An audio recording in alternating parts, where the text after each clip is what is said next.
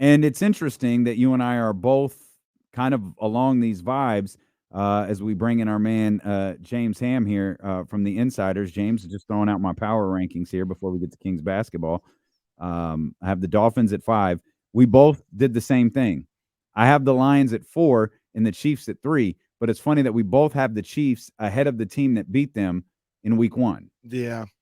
And I thought, and I Something can changed happen it, again. and then I immediately changed it back because I was like, the Chiefs are better. Well, that's not With the question Lions, that I have for you. How did the Lions jump the Dolphins? Can you? Is there a way you can mute me in there and not hear me? Oh, let's talk. Hold on a second, Ham. Let's talk. Okay. So if we're talking, I've got the Niners. I've got Philadelphia. Uh-huh. I think I have the Dolphins, the Chiefs, the Lions. I think that's exactly my top 5 too. No, I got the Dolphins too. I'm just not sure what I'm seeing with the Lions is sustainable. The Dolphins or the Lions? The Dolphins. Sorry, I'm not sure what I'm seeing from the Dolphins is sustainable. That's why that I'm a Mike McDaniel's a Mike. What's your coach? McDaniel's. McDaniel. Yeah. I'm doing the Kenny gimmick. I'm adding the S. That's my guy. I haven't added the S. We're related months. somehow. Me, him, and Ricky Starks. We're all related somehow. And the guy on around the horn. No, not Harry Lyles or whatever his name is. That's the only reason. But how did they the jump Lions the Dolphins? beat the Chiefs? It was 4 weeks ago, man. The Lions beat the Chiefs without Kelsey. Hey, why don't you mind your business over there, James? Tell him, James. I like everyone else, or actually not like Kenny, like James. I have the Eagles at 2 and the 49ers at 1. I think the 49ers are running the table with this thing. Who do the Dolphins have this week? The Panthers, and then they got the Eagles on Sunday Night Football after that. Okay. All right. So I don't know that we're getting anything out of this week. They got Panthers, Eagles. Well, apparently we can get something out of this week because the Lions beating the Panthers last week moved them up to 4. They're 4-1. Why don't you take that tone out of your voice, first of all? Second of all, you disappointed me today. Okay. Are the Lions the Sacramento Kings? They are. I'm just asking. So no. So season. Okay, fine. All right. If this is what we're doing, let's just do it. That's what I thought about the Dolphins. Yeah, I was gonna say, I thought that's what I thought about the Dolphins, not the Lions. No, here's, and I think this is where Ham is going. There's energy with Detroit and the Lions that is akin to Sacramento. But that Dolphins offense is akin to the Kings scoring 150 points, like Kenny guaranteed they would do on 95-7 the game in San Francisco. I did say that according to them. According to them and no one else, but according to them. Miami scoring 1 million points, not really playing too much defense. I mean, come on man. Now. I get that. Those are aspects of Tyreek is De'Aaron, Tua is Domas. But when see, we have it. It's there. But when you talk about the vibes, I mean, have you seen Ford Field? No, I get it. Are they still wearing the?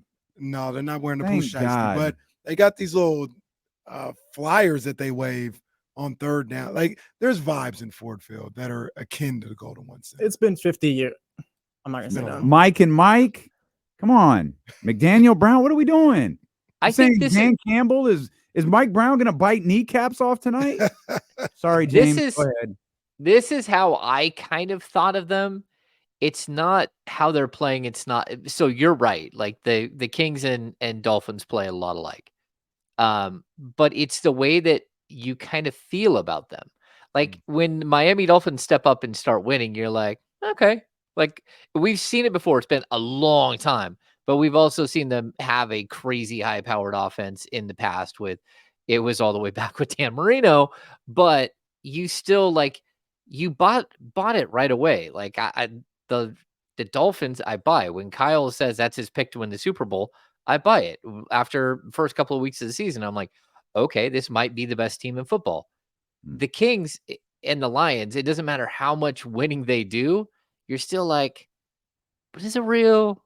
Is it real? And that's Who had just more momentum though going into this season. Was it the Lions or the Dolphins? The Dolphins. because the Yeah. Dolphins For last sure. year were looked at. The Dolphins were. It was widely said if Tua stays healthy, Yeah. they're a AFC contender. But a lot maybe of people didn't think Tua was going to stay healthy. That's why that's why I kind of disagree with that one. I think people were kind of looking forward to the Lions, like excited about the Lions, and with the Dolphins, it was kind of like, well, Tua can't stay healthy. We don't even really know about them right now. And there was no momentum for Sacramento. I'm about to say what we've discovered here is nobody's like the Kings. That's it. Yeah, I guess that's the hole in the analogy. There's no one thought Sacramento was going to do it. No. There are people who don't think Sacramento's doing anything this year. Facts. Now, also, I will say this: Ford Field, much like Golden One Center, has never hosted a playoff game, and it's going to be that's going to be crazy. That's going to be crazy. I believe it. And they're hosting one this year. They're hosting one this year. They're hosting because a lot. And again, we could make the comparison because there are a lot of bad teams in the NFC. Like last year, there were a lot of bad teams in that division. There were a lot of bad teams last season in the Western Conference. There are a lot of bad teams right now in the NFC. Yeah, the AFC ain't popping that much either. It's really not. No, but they feel like the Eastern Conference where they got like 3 or 4 teams that you think can win it all. Are the Eagles definitively the second best team in the league? Well, not to me. Yeah, that's right. Not to you. That's right. Okay. I don't know. We have to put them there because they're undefeated, don't we? Well, until they lose. I do, but they've tried to lose a bunch of times, but until they actually do lose, I kind of feel like you have to leave them in the top 2 since there's only 2 teams and the one team is playing so much better than everyone else that they're literally just making a mockery of the entire NFL at this point. It's Philadelphia and Miami in 2 weeks. Is just that's gonna be big time. Is that Sunday or Monday? You said Sunday night. Oh yeah, that's gonna be some. Ooh, I like that. I think oh no, it's this Sunday. I was about to say I think the Kings play that night too. That's this Sunday. No, it's this Sunday. Yeah. They might play that Sunday too. They play the Lakers that Sunday. That's the 20-something, right? Oh, in 2 weeks. Yeah. In 2 weeks they do. Yeah, they do play the Lakers in 2 weeks. Yeah. Stuff. Yeah. Or no. They play the Lakers on the 27th or something like that. Isn't that 2 weeks? Next the Sunday that the Dolphins and them play is the 22nd. Or the 23rd or something like that. I can confirm there's no Kings basketball on that Sunday. Yeah. Okay, so they play the 22nd, not the 29th? Yeah, Dolphins, Eagles, yeah. Okay. On the 22nd. Okay.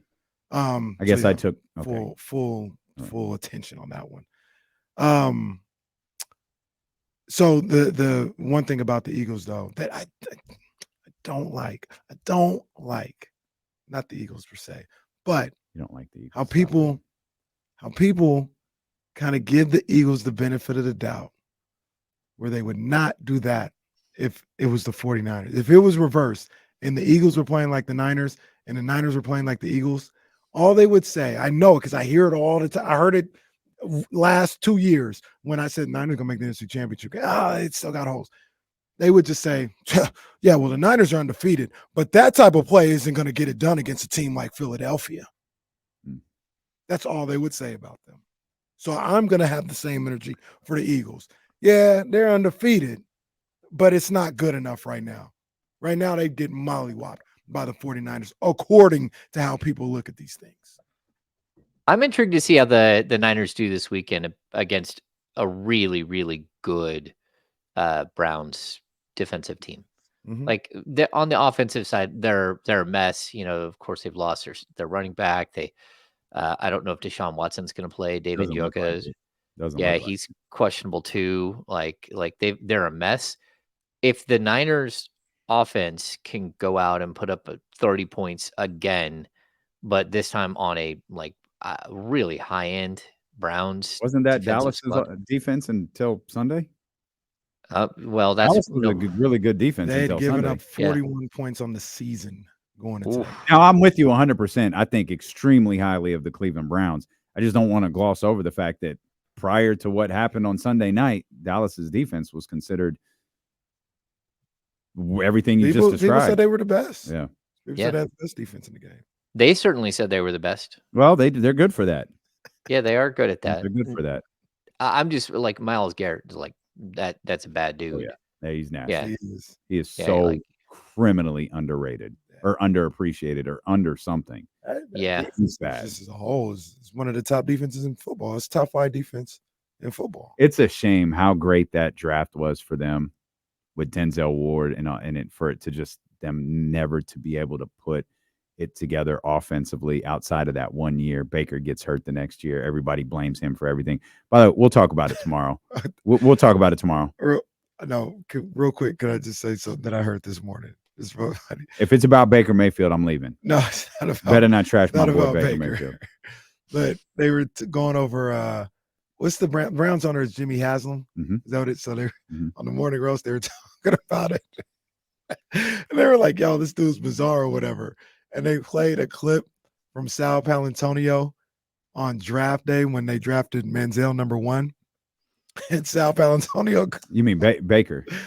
Or when they just drafted Johnny Manziel in the first round. Yeah. Okay.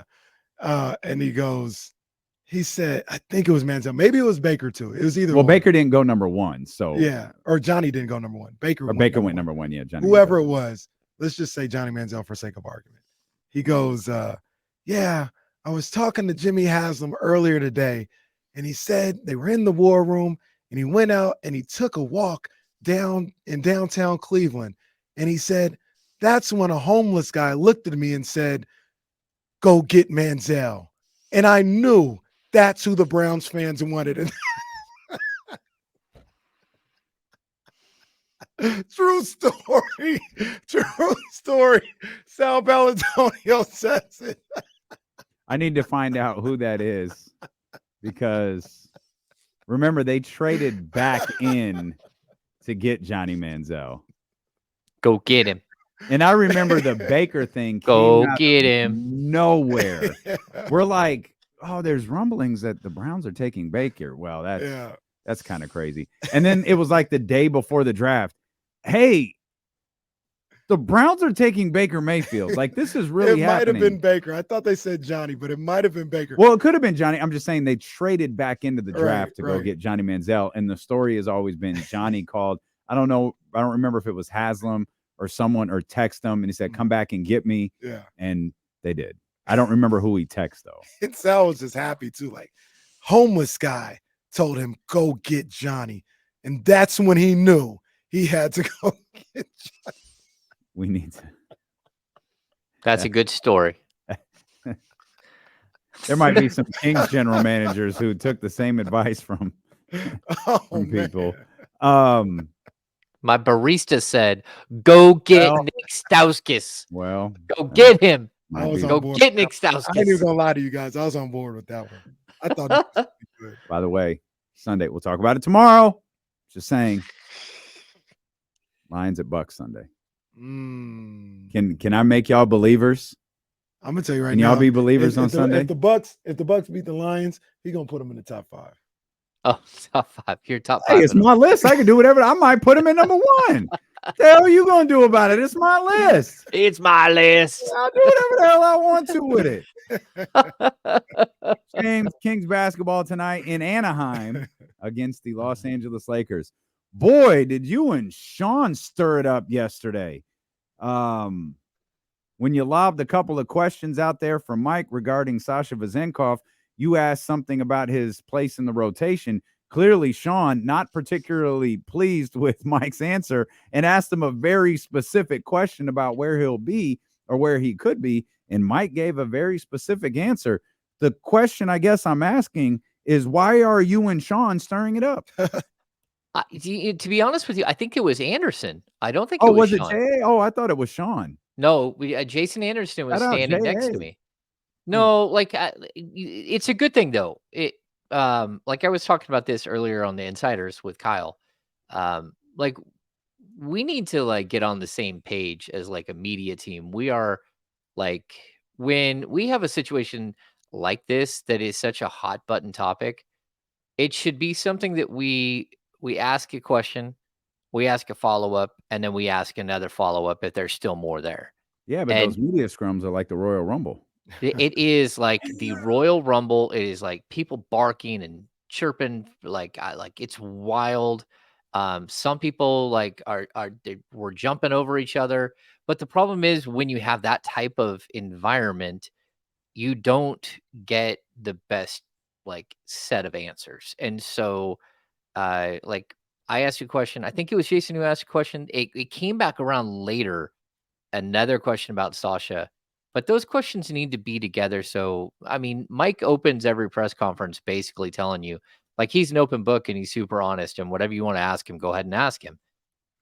We need to ask him those questions, but we also need to be able to follow up and dig deeper into the question, because it doesn't feel like at this point, like you want another question, you want to go back to back, like someone like Mike Jeff Galooly you in the middle of the thing, and the old Tanya Harding, Nancy Kerrigan thing. I might take one to the Oh my knee Oh, gosh. if I go to ask a second question.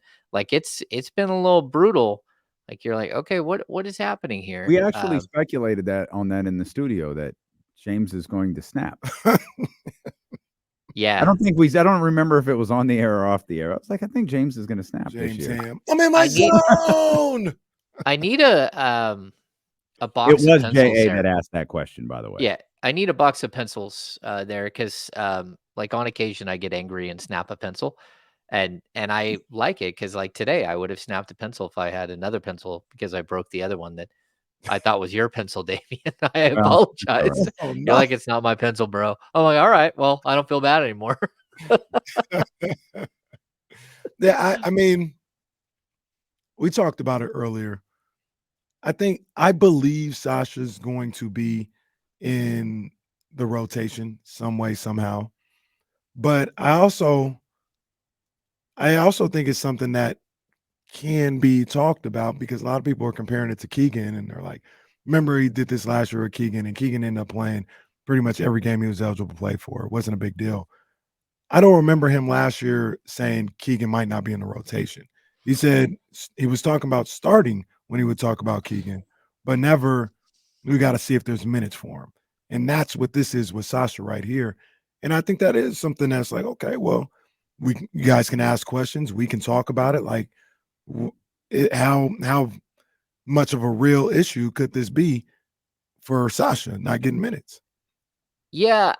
Well, to be honest with you, KZ Okpala is not Chris Duarte, and he's not Trey Lyles. And that's a problem for Sasha. The depth of this team is different than the depth last year. Mike Brown, like if he tries to go to the bullpen and he looks over, and this isn't a slide at my UC Davis guy, but like if you're choosing between Chima Moneki and I don't know, KZ Okpala and why am I drawing a blank? Chimezi Metu. Like you're kind of rolling the dice with each of them, and you have no idea what you're going to get.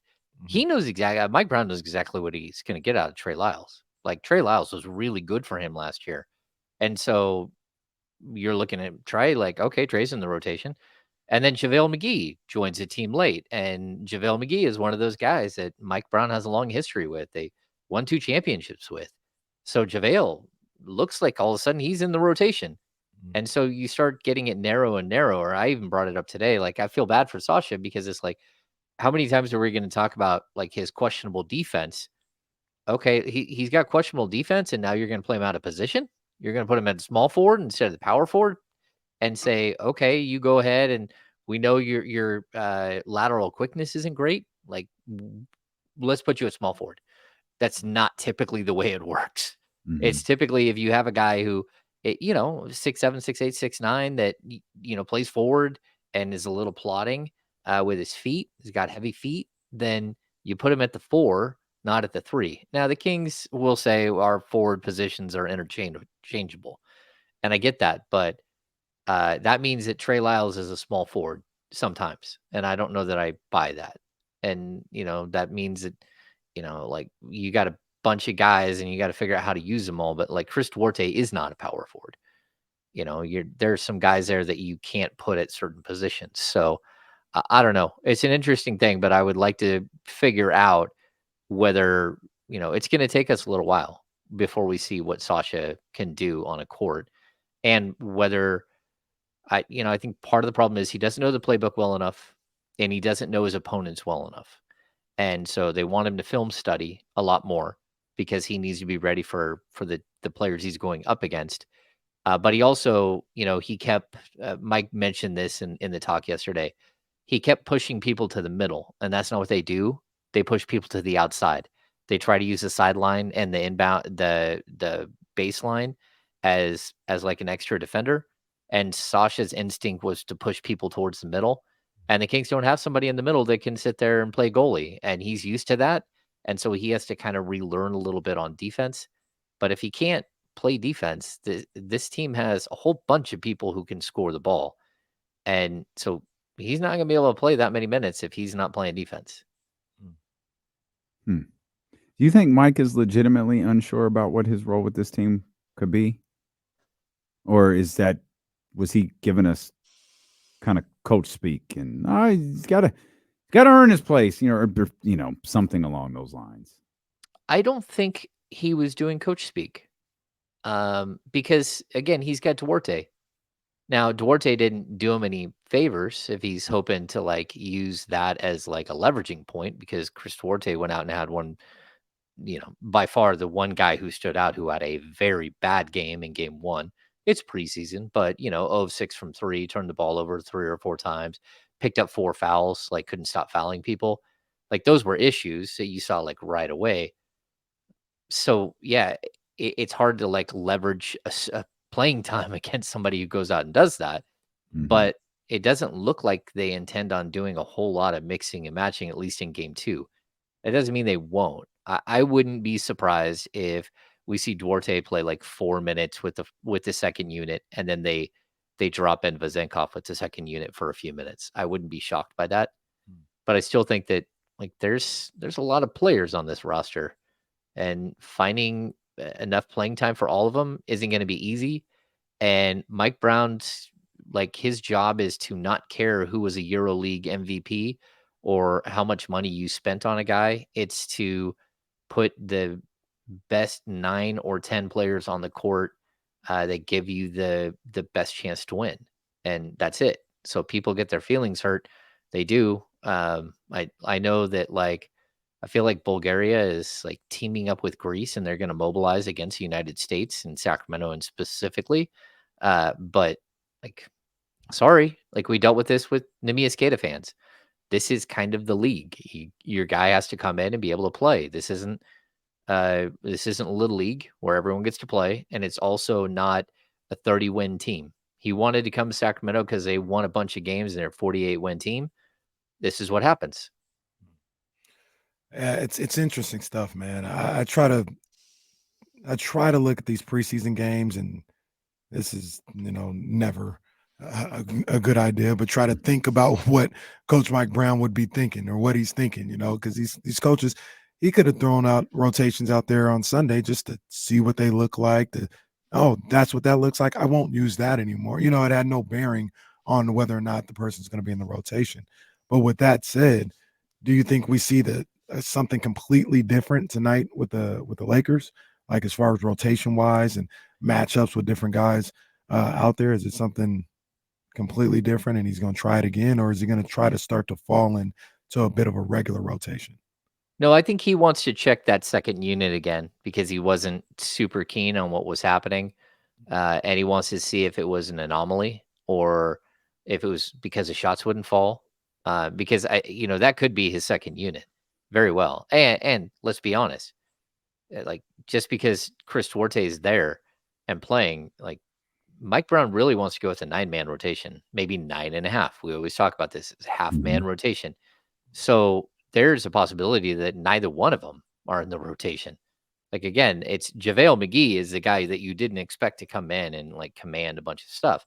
But the point, like I made this earlier with Kyle too, like, look, do you want to see Sasha Vezenkov match up against LeBron James tonight? And your first instinct, like, wait, what? Like, no.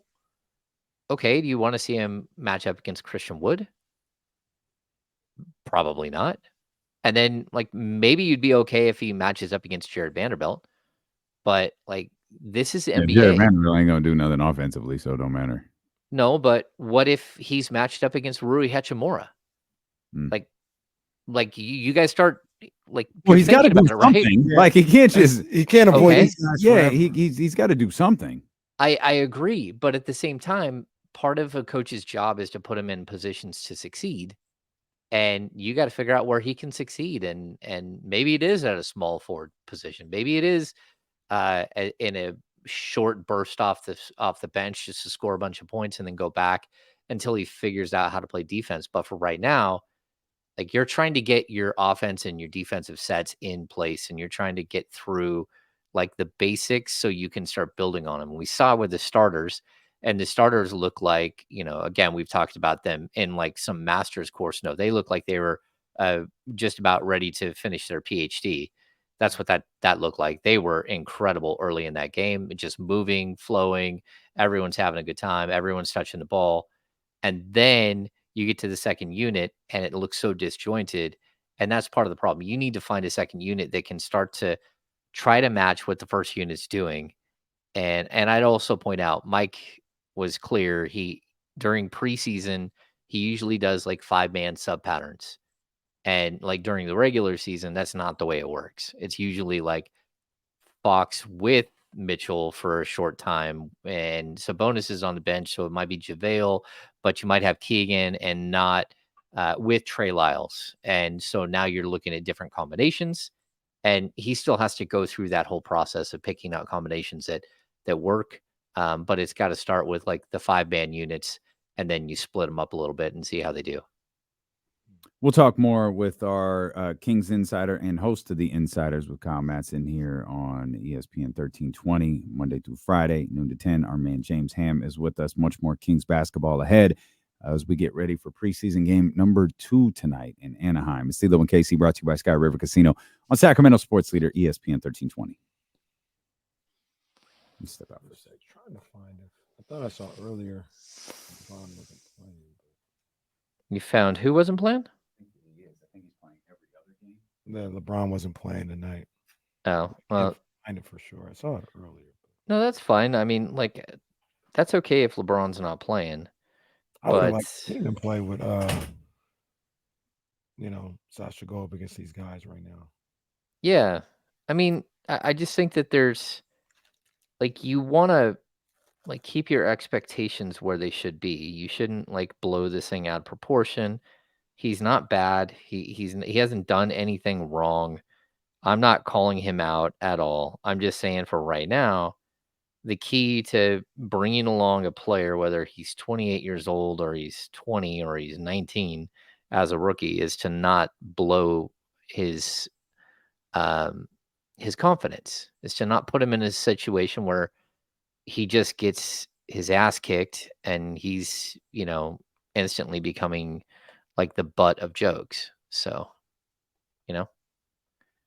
and that narrative is already out there that he can't play defense at all. Like we've seen that narrative. That was a narrative with ESPN, like, whether he even gets on the court.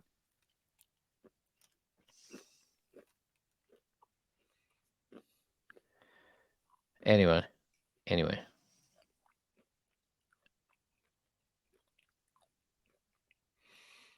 James, you don't have to remind me. I'm focused, remembering what I was going to ask you. Wait, say this again. So remember, I told you to remind me to ask you something, but I'm remembering. I'm here. Oh, you remember. I'm glad. Banana.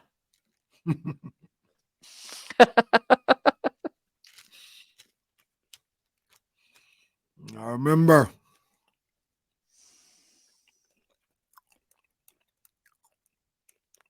You see that clip circulating on Twitter, Brian Windhorst was talking about LeBron and that he almost quit football in high school. You saw that? Yeah. Yeah, and he didn't because of Leah and stuff like that.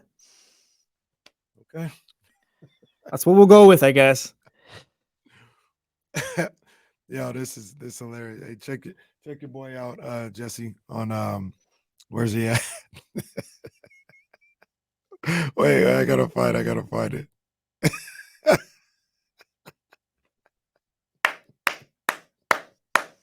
It's tough. Come on, the baby.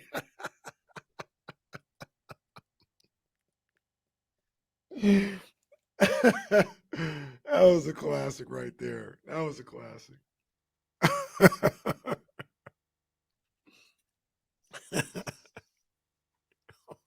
Yeah.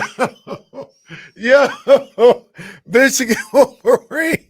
Yeah. Whoa! Yeah, come on.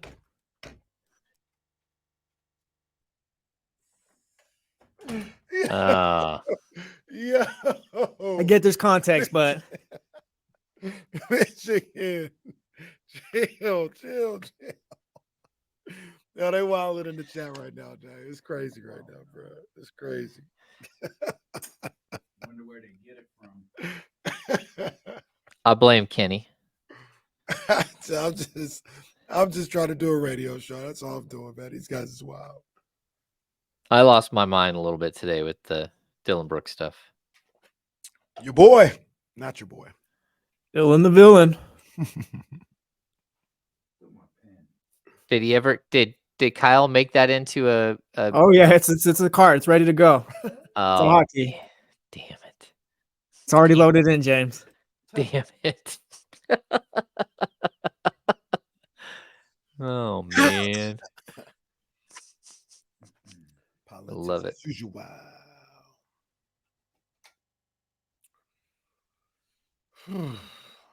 Use James' broken pencil. I think I threw my broken pencil away.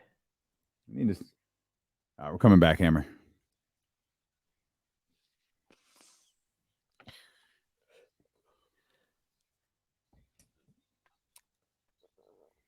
So, what I told James to remind me of something I wanted to ask him.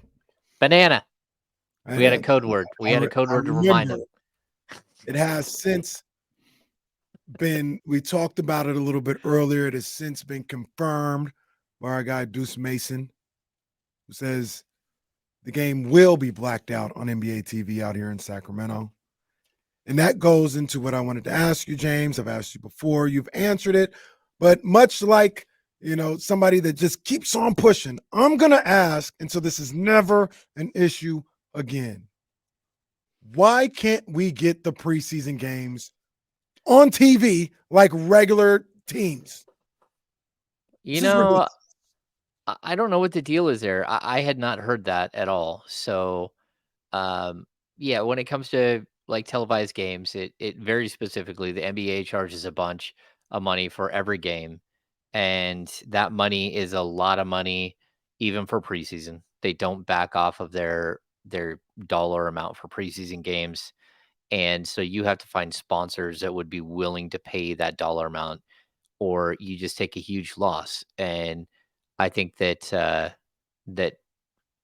like the Kings haven't stepped up to do that. They do get they pay for the rights to stream it, but that's totally different. It's totally, lower price, and because they're the Kings, it's a different bucket and all that stuff. So whether like you can find a local television station that wants to partner, I just don't think it's worth it to people. And the fact that we haven't got to a point where you can just put an antenna out and collect the game out of the sky, that's still a problem. And so, yeah, while there's still RSNs, and while RSNs are a dying breed here in the US, I think we're going to have problems getting things like preseason games. So stupid, dude. So freaking stupid. Yeah. I don't disagree. I mean, I want to watch the game. I don't know how I'm going to watch the game. Does that mean we have to watch it on kings.com again? Yeah, kings.com/live. Shout out, we listen to the G-Man. That's great. But, I mean, if I don't see it when it happens, I'm missing it. I'm back in 1982. I'm confused. Why is it blacked out? That doesn't make any sense. It doesn't to us either. It makes sense if it's on NBC Sports California, but it's not. Maybe we're trying to drive traffic to the stupid ass live stream, James. I don't know what it is, but this is dumb. This is absolutely ridiculous. There was only like 1,600 people in the live stream last time I was in it the other day because watching the game. Annoying. Yeah. It's a headache. Yeah. And it's a crappy ass stream. That too. Yeah. So, yeah, I think it's strange because, I mean, we've had 1,600 people in the live stream. Like, that doesn't seem like it's a number that makes sense to me. That's like, whoa. Yeah. They Yeah, need to be better. like Jordan Meeks puts here, it's in the chatty house. The answer is very complex. It's money. It is money. I mean, that's it. That's like, but there's going to be finger pointing over who has to pay for that and why someone would have to pay for that. And the answer is they're not going to pay for that. So I know Kenny, you want to keep asking it. The answer is they're not going to. They paid for one of them, and if I'm not mistaken, they paid for one of them because it's the Warriors and Kings, and they can double up and use it in two different ways. So, like, Which if one is that? Is that one? All those are on national TV, ain't they? I thought that one of those was on, Or one of them on NBA TV, I think. and yeah, no, one of them is on NBC Sports Bay Area. So they can put it on both California and Bay Area with the same stream. Gotcha. So, and they couldn't, just so you know, they couldn't buy the Warriors stream against the Kings, but not buy the Kings against the Warriors on the same night and only have it play in one area, because then they would know like how badly they would be called out. You got me. Mm-hmm. It's a damn shame that I have to move to watch the Sacramento Kings on television. I got to go to freaking Kyle Matson's house to watch the Kings play basketball. You're going to go down on the river? Kyle Matson going to be the most prepared person in all of Sacramento for this game tomorrow. What buffering issues? I didn't have any buffering issues. Watched the game 3 times, ran back different scenarios. Like, guys, good. On my second run of the game, I didn't pick up on the fact that this happened. So stupid, man. Well, I got to go out here and you guys know what I got to do to watch the game. You got to do strange things, as we've heard. I do something strange for a little bit of change. I don't know why you couldn't find a different way to come about that money, but it's fine. Do what you got to do. I mean, it's even more of a bigger headache. We're going to be here when the game starts. Yeah. We're pretty close to it. Probably miss halftime or first half. I'll make that. And you can't even rewind it. No. Can't even rewind it. It's trivia night. If I can't watch it, I'll just go over trivia night and hang out there. And if trivia night's far enough away, you'll be able to watch it on TV. We'll talk about something else. We'll talk about something else tomorrow. We won't talk about the Sacramento Kings. People over there, we got to do better, Sacramento Kings. We got to do better. We're not doormats anymore. We're an exciting brand that people want to see. At Nani. Come on now. Come on, man. Come on, we got to do better, man. All right, Hammer. Only thing more annoying than this are lists. Hate them. ESPN released the list. 23, 22, and 21 all seem to be tied together. De'Aaron Fox at 23, Domas at 22. For reasons known to no one, Tyrese Halliburton at number 21. Tyrese Halliburton made an all-star team last year. Very good for him. Got hurt, didn't finish the regular season. His team didn't make the playoffs, didn't make All-NBA, but the two guys listed behind him did. James, why are all your former colleagues lazy? That's a great question. Yeah, I think the insiders we're so anti-lists at this point. I don't get it. Like, I guess they want to be controversial. They know the Sacramento Kings fan base is going to get riled up, and that just means they're going to get a bunch more page views, and people like us are going to talk about it. That's and right. All that stuff. Mission accomplished. There's some how do you put Karl Anthony Towns above Domantas Sabonis? Yeah, I agree. How do you put Bam Adebayo 7 spots above Domantas Sabonis when one of them made the All-NBA team and the other one did not at the same exact position? I don't get it. One of them was an 8 seed. One of them was a 3 seed. Even Jamal Murray, I think, is a little too high on that list. I don't get the Jamal Murray love. I agree with that too. I think he was great in the playoffs, but we're talking, this isn't a playoff award. That's not what I got. It doesn't say somewhere. And Jamal shouldn't be 7 slots apart. No. And I mean, I would make an argument all day long that De'Aaron Fox throughout his career has been a better player than Jamal Murray. Has Jamal Murray made an all-star team? He certainly hasn't made an all-NBA team. I guarantee that. And I don't get why they put out lists like this and that are so frustrating, because they don't make any sense. Why is Austin Reeves number 56? The guy averaged 13 points a game last year, barbecue chicken all day long for Team USA. He got torched by every country in the world. Like, Damn. what in the world? I didn't know the barbecue tastes the same everywhere in European Cup in World Cup coverage. It all tastes like Austin Reeves. I mean, like, what in the world? He just like it's ridiculous. It's one of the strangest things I've ever seen. And like, again, that guy makes 56. Kevin Herter is younger and had a much, much, much better season than Austin Reeves, and he is not in the top 100. This. It doesn't even have to be a Kevin Herter, Austin Reeves discussion. It's just flat out like we've turned this guy into Chandler Parsons overnight, and like I just can't wait until he just keeps getting contracts well after he has like capped out as a player, and maybe he's going to be a great player. But like usually you do it before you're 25, before you're 25 years old who scores 13 points a game. We're not usually building a statue and like already having it minted to put out in front of Staples Center. James cutting down all the white shooters in the league. Sorry, man, Chandler Parsons shot out of nowhere. Fired. It's because of these lists. Chandler Parsons minding his own business. Like, what the hell just happened? Chandler Parsons was on our 50 highest paid NBA players in history to never make an all-star team. Yeah, that's why his name that sounds right. Yeah, that sounds right. Because that dude made a lot of money. Big money. Was it Dallas? Yeah. Dallas, yeah. Mark Cuban. No, then Memphis gave it to him too. Even though he missed 2 seasons, he opted out of his contract. Everyone's like, why in the world would you opt out of your contract? You haven't even played. And then he got a bigger contract from Memphis. Yeah. Wild. I don't know. I don't know what's happening. Chandler Parsons. Do that. Yeah. With the whole Jamal Murray, I think you guys are a little harsh on Jamal Murray. I'm not harsh on him. I think he's very him good. And Fox are on the same. To what you said earlier, they shouldn't be seven spots apart. Yeah. I think they're on the same tier. And I think if you want to keep Jamal at 17, that's fine. De'Aaron should be closer to 17 than 23. I agree. Yeah, like if Fox and Sabonis were 15 and 16, like okay. And of course, they have to be right next to each other, James. That's the other thing. Like they have to, like everything they do, it has to be together. They both make the All-Star team. They both make All-NBA. And then when you make a list about the best players in the league, you got to put De'Aaron and Domas right next to each other. Well, that's 2 things. Number one, nobody wants to choose which one is better. That's really like they don't want to. They're not quite sure still which is a better player. And the other thing I would say is like, why not just give them like a co-number? Why didn't just like put 22 and 23 with a slash in the middle and write one blurb about both of them? Because if you're going to be lazy and put them together all the time, well, the blurb is pretty lazy too.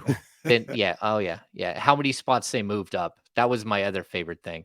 De'Aaron Fox has moved up. What was it like? 31. 31 spots. He moved up 31 spots. How in the world could someone jump 31 spots? Maybe it's possible your list is trash and it was trash last year too. And that's why he was so far down the list. And all of a sudden you're like, hey, how do we move? Oh, wow. That's a lot of spots. We moved him up. Okay. Well, maybe he should have been better last year. We wouldn't have this issue of how many spots he moved up. He should have been in the mid 30s last year. There's no reason they dropped him all the way down to 54 or whatever. Same with Sabonis. Sabonis, a 49th best player. Come on now. Like, this is some crazy Steven Ruiz stuff. Like, just stop making lists. Stop making, like, boo on all of you. James is not good with any of this. Just real quick, I want to look at something, Casey. I want to make sure I have the exact number right. Yeah, 40 and 42. Shai's going to be in the top 10. They were 40 and 42. And look, I mean, all things considered, he probably should. I mean, the guy was first team All-NBA. That's fine. Just keep the same energy. That's all I ask. I know. I understand. Fox, De'Aaron never got the benefit of the doubt. Never won. De'Aaron won last year and still can't get the benefit of the doubt. Mm-hmm. He certainly didn't get it when this team was losing. Right. Shai? No problem because he dresses cool. Yeah. I don't know. I got nothing to say about that. You're right. Thank you. You're right. All right, let's just end the show there. Let's just end the show on I'm right. And that's the end of it. That's it. I'm right and we keep it moving. Yeah, like you guys why is there hate for Austin Reeves? It's not hate for Austin Reeves. Austin Reeves might be a perfectly good human being. It's hate for all the people who are acting like Austin Reeves is like the next coming of something. I don't understand it. Like, let him prove that he's something better than a guy who averaged 13 The points. better question is, who the hell is that guy? Yeah, who are you, dude? I don't know. This is one dude who jumps in from Facebook. There's a Facebook oh man, that's a Facebook commenter. And what is go back to your MAGA fan page and get the hell out of here. like what in the What are you talking about? What just happened? Matter of fact, bro, I'll help you out. Oh, booted before. Peace. I'll at your Peace. boy. Clown. This dude trying to do a running from Facebook. He got booted on Twitch. I'm almost positive you guys booted him from Twitch. Now that you say something, I do remember. Yeah. Oh, congratulations, bro. You've been booted from 2 platforms. Come over to YouTube. You and I Come over to both YouTube, know his next move is just to borrow his mom's Facebook account. That's I mean, come on. Why is Kathleen going so hard at us right now? What the hell is going on here? She's so angry about. I don't know what's happening. I obviously incorrectly pointed out I thought the Lakers would be one of those matchups that were really tough for Sacramento because of their size and length. And I looked at some stuff that Michael sent us yesterday, and the Kings, on average, James, out rebounded the Lakers on the season. Again, that wasn't in the head to heads. It was just on the season. The Kings averaged like 1 or maybe 1.5 more rebounds. I don't know what to make of stuff like that. We focus so much on rebounding. We talked about teams like the Los Angeles Lakers, yet overall they actually averaged more rebounds than they did. Yeah, the Kings were actually a good numbers are meaningless. I think that was the point of that. Like, numbers are meaningless. Yeah, which I figures don't lie, liars figure.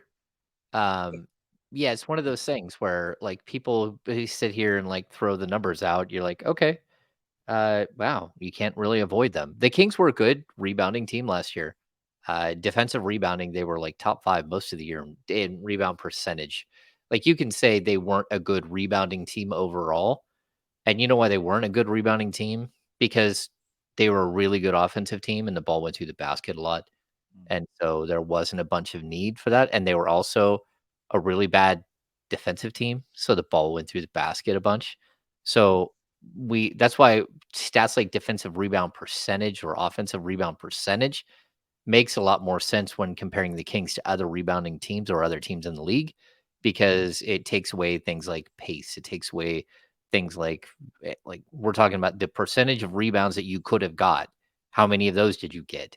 And the Kings were good in that situation until it got to, the Knicks game and then the playoffs against Kevon Looney. Yeah, and that's one of the things I was saying was like this team, the Kings, don't seem really big on like offensive rebounds. So almost, and you can tell me if I'm wrong, I can't remember the numbers on this one, but almost every shot that doesn't go in is probably going to be rebounded by the other team because they don't crash the offensive boards like that.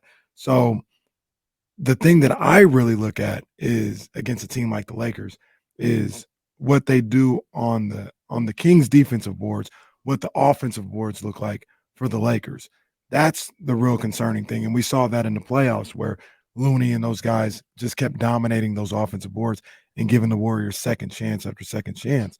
And that's something that will be a concern going up against the Lakers, because you got Anthony Davis, you got LeBron, who still rebounds very well. You've got Austin Reeves is a sneaky little rebounder as well. So you've got those guys that get on the offensive boards, and that's what I'd be looking at. Yeah, like I'm not saying the Kings did a good job like in the playoffs, and there were also like warning signs. Like the Knicks game was like foreshadowing in the playoffs, and Mike Brown knew it. I mean, that's why he went off on that game about the rebounding. And if you don't like take it seriously, if you don't put a body on somebody, and I love statistics. Like everyone's saying, I'm throwing Will Z under the bus. I'm not throwing Will. Thanks, John Bull. I'm not. I'm gonna send Kyle over John Bull. Just so you know. Poor Will Z, just minding his business, and James comes in, and numbers don't matter. And well, that's what I'm saying. Like people just like throw these things out, and they ignore the fact that like the numbers tell a weird story for the Kings when it comes to something like rebounds, because you have to look at a different set of numbers. It's not just how many rebounds did they get in a night, and did they, how that compares to how another team got, how many rebounds another team got. Because if you shoot 45% from the field and another team shoots 40% from the field, there's more rebounds available, right, in one of those games than there are in another one. So, yeah. Anyway, I do love stats, and I love Wilsey. I don't want to feel. I just think I'm just hosing the numbers, but yeah, they got to get better. I'll throw a question at you that I asked KC earlier. Is there a scenario where you hit the Insiders tomorrow at 10 a.m. and are frustrated with the Kings? I mean, it's preseason. Yeah, probably not, unless it's that they aren't learning, right? So, like, if we watch this game and all of a sudden the Lakers are at the free throw line 22 times in the first half, and you're like, okay, I get the aggressive thing, but learn how to be aggressive without fouling. Like, figure it out. That would be a problem. If they get crushed on the boards again, and it's a bad way, like people aren't putting a body on somebody, that would be a problem. Again, like if you're gonna miss 35 3-point shots like the Kings did in the opener, and you're only gonna get like 8 offensive rebounds on the night, and the other team's gonna have 9, and they didn't miss 35 3-pointers, that's a problem. That shows you that you're not getting your guys aren't crashing at all. They're not being physical. They're not watching where the ball is going. And a lot of it, I get and I'll add this element too. The Kings don't offensive rebound because early in the season last year, they tried to crash some offensive glass again and again, and they got killed in transition. And the first 2 weeks of the season, they're one of the worst transition teams we've ever seen. They were just literally, it was a layup line on the other end. So fast forward to the Raptors game, not only were the Kings bad on rebounding, but they're also horrible in transition. So they weren't getting the rebounds, and they also weren't getting back and doing the things they need to do on transition. So every day, Mike Brown gives a whole list of things that you've got to do better at, especially during training camp. And coming out of the game, it was transition defense he didn't like. There was some rebounding stuff. You're not worried about three-point shots. Playing defense without fouling, being physical, all that stuff. Those are the things they have to get better at in game 2. I talked about how the lack of rebounds from Keegan Murray and Matt Barnes, Harrison Barnes. Be impressive. Shout out Matt Barnes. Keegan and Harrison Barnes combined for 0 rebounds again. That's something that would anger me. Everything else is just like, it's preseason. That one, I'm like, come on, man. We don't, y'all, that can't happen. I'd be upset with that. I would agree. And that's one of those things where if that does become the case, and like, again, the Kings, those two don't rebound at all, I hope that they give us those players on Thursday or Friday, when we have another practice, and we're able to just ask that question again and again. Like, what is going on with rebounding? And again, it started with Harrison midway through the season last year, where he stopped rebounding. He dropped down to like 3 rebounds a game from like February on. Like, these are things that the Kings, like, they have to rebound. We can't have another incident like Summer League where Keegan Murray has 1 rebound in the first half. They go, Luke Laux calls him out in the middle of the halftime and says, you have got to get a rebound. They go in the second half and he finishes with 0. Like, those are things where you're like, red flags. Like, you have to listen, and if you don't do it, I don't care how good you are offensively, I will find somebody who will rebound, because that's it. Rebound the basketball. I guess that's what we're looking for tonight. Well, we'll be streaming, I guess. Shout out to all the out-of-towners. Enjoy the game tonight like a normal person on your TV. Whenever we can get there, we'll start streaming. Yeah. Hey, if we lead with week 4 overreactions in a preview of the Chiefs game, just know something went wrong. But we'll talk about it. Make sure you're tapped in to the Insiders beginning at 10 a.m.